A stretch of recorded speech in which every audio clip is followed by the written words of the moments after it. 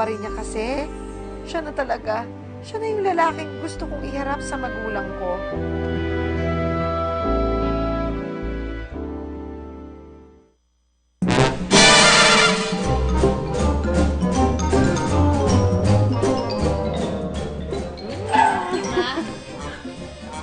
Hi! Ba't ka naman nagme-makeup? Nasaan si Papa? Inutusan ko lang sa labas. Pinabili ko ng pagkain. At saka ano naman masama kung mag-ayos ako? Hindi na nga ako naliligo pagkatapos ayaw niyo pa akong paayusin. Siyempre naman gusto ko maging maganda, maayos at hindi mukhang losyang. Ma, Oh, sabihin mo nga sa akin, kanino ka ba talaga nagpapaganda, ha? Kanino?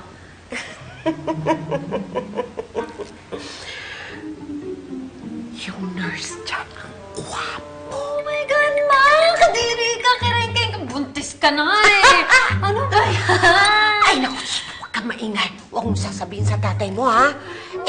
Ano lang naman yan crush-crushan lang yan. Siyempre, ang tatay mo pa rin ang mahal ko.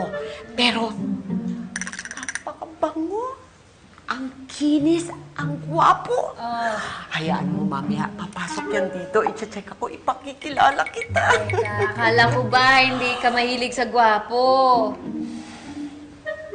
O, ikaw, kamusta na yung crush mo? Ha? Kamusta? Pumayag na ba siya na maging model mo? Gusto ko na siyang makita!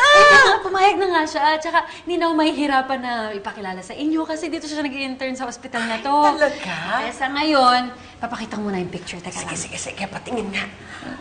Asan? Ang bagal ng internet eh. Oh, sige. Hi, Raz! Magkakilala kayo? Ma, kasi ito... Akala ko ba hindi ka mahilig sa gwapo? Ma'am, okay lang kayo, ma'am? Kasi ka lang ba? Totoo na yan. Totoo talaga to!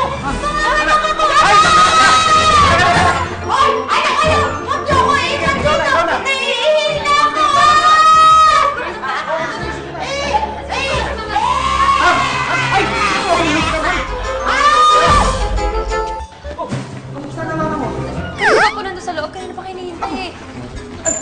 Ikaw na bahala sa pagkain mo. Kat! Kamusta si Raz? Ha? Si Raz! Bakit? Si Ras ba yung mga anak? Tingin mo, bakit kami nandito sa ospital? Dahil ba yun kay Ras? Bakit? Sino nga ba? Ay, si Tita! Oo nga pala, kumusta na si Tita? Ano ang labo mo?